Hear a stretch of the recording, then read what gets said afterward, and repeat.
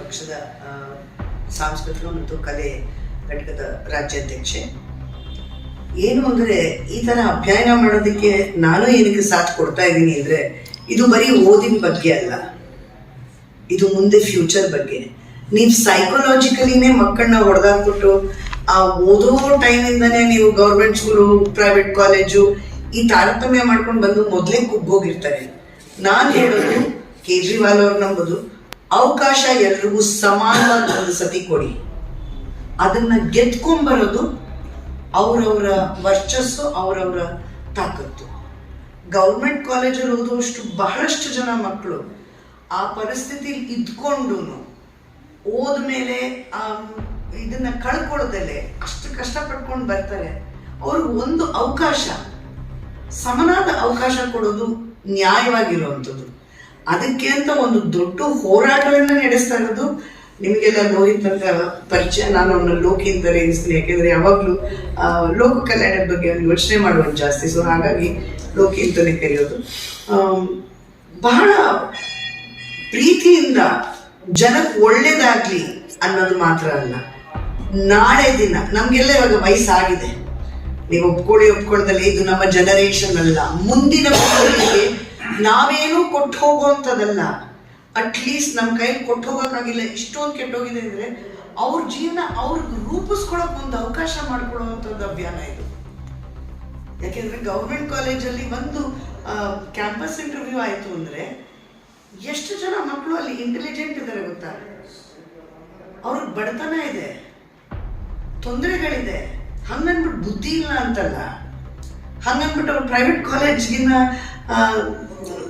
ಆಡಂಬರದಲ್ಲಿ ಅವ್ರು ಕಮ್ಮಿ ಇರ್ಬೋದೇ ಹೊರತಾಗಿ ಬುದ್ಧಿ ಇಲ್ಲಲ್ಲ. ಇದು ಒಂದು ಪ್ರತಿಯೊಂದು ಮಿಡಲ್ ಕ್ಲಾಸ್ ಫ್ಯಾಮಿಲಿನೇ ಆಗಲಿ ಅಥವಾ ಲೋವರ್ ಮಿಡಲ್ ಕ್ಲಾಸ್ ಫ್ಯಾಮಿಲಿಗೆ ಆಗಲಿ ಇದು ಬಹಳ ಬೇಕಾಗಿದೆ. ತಮ್ಮ ಮಕ್ಕಳನ್ನ ಇನ್ನೊಂದು ಯಾವುದೋ ಒಂದು ಲೆವೆಲಲ್ಲಿ ಒಂದು IT ಕಂಪ್ನಿ ನೋಡೋದೇ ಆಗಲಿ ಅಥವಾ ಅಬ್ರಾಡಲ್ಲಿ ಒಂದು ಜಾಬ್ ಆಪರ್ಚುನಿಟಿ ಸಿಗೋದೇ ಆಗಲಿ ಎಲ್ಲರೂ ಕನಸಲ್ವಾ? ನೀವು ಬಡವರಾದ ಮಾತ್ರಕ್ಕೆ ಕನಸ್ಕೊಳ್ಳೋ ಹಕ್ಕಿಲ್ವಾ? ನಮ್ಮ ಹಕ್ಕುಗಳನ್ನ, ನಮ್ಮ ಪ್ರಯತ್ನಗಳನ್ನ, ನಮ್ಮ ವರ್ಚಸ್ಸನ್ನ ಪ್ರಶ್ನಿಸುವಂತ ಒಂದು ಅಭಿಯಾನ ಇದು. ಎದ್ದೋಳಿ, ಪ್ರತಿಯೊಂದು ಯುವಕರು, ನಿಮಗೆ ನಾವು ಜೊತೆಲಿದ್ದೀವಿ, ನಮಗೆ ನೀವು ಜೊತೆ ಇರಬೇಡಿ, ನಿಮಗೆ ನಾವು ಜೊತೆ ಇದ್ದೀವಿ. ಎದ್ದೋಳಿ, ನಿಮ್ಮ ಕನಸನ್ನ ಧೈರ್ಯವಾಗಿ ಕಾಣಿ. ಇದು ನಿಮ್ಮ ಹಕ್ಕು, ಇದು ನಿಮ್ಮ ಜೀವನ. ಇದಕ್ಕೆ ಅಂದ್ಬಿಟ್ಟು ನನ್ನ ತಮ್ಮ ಹೋರಾಟನೇ ಮಾಡ್ತಾ ಇದ್ದಾನೆ. ಆ ಅಭಿಯಾನದಲ್ಲಿ ಒಂದು ಮಿಸ್ಡ್ ಕಾಲ್ ಅಂತ ಒಂದು ನಂಬರ್ ಇದೆ. ನಿಮ್ಮ ಕಾಲೇಜಿಗೆ ನಾವು ಬರ್ತೀವಿ, ಪ್ರತಿಯೊಂದು ಕಾಲೇಜ್ಗೂ ನಾವು ಬರ್ತೀವಿ, ಬಾಗಿಲು ತಟ್ತೀವಿ, ಪ್ರತಿಯೊಂದು ಸ್ಟೂಡೆಂಟ್ಸ್ನು ಮೀಟ್ ಮಾಡ್ತೀವಿ. ನಿಮ್ಮ ಹಿಂದೆ ನಾವಿದ್ದೀವಿ. ದಯವಿಟ್ಟು ಈ ನಂಬರ್ಗೆ 7669100500 ಇದಕ್ಕೆ ಒಂದು ಮಿಸ್ಡ್ ಕಾಲ್ ಕೊಡಿ.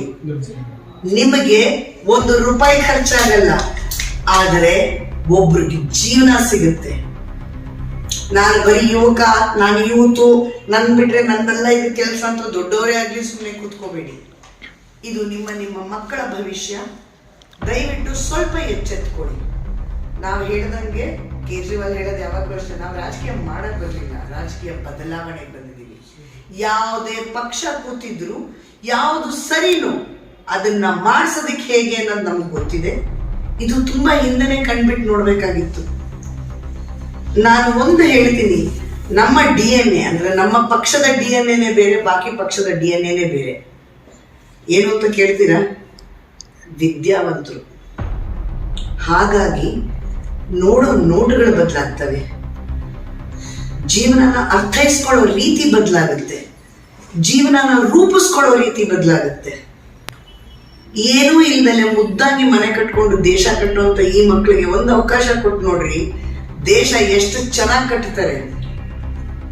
ಕಾಲೇಜಲ್ಲಿ ಈ ಕ್ಯಾಂಪಸ್ ಇಂಟರ್ವ್ಯೂ ಬೇಕು ಗೌರ್ಮೆಂಟ್ ಕಾಲೇಜಲ್ಲಿ ಇದ್ರೆ, you have no idea how much brilliant kids are there in government college. It's time we get up and give them their rights. Thank you very much.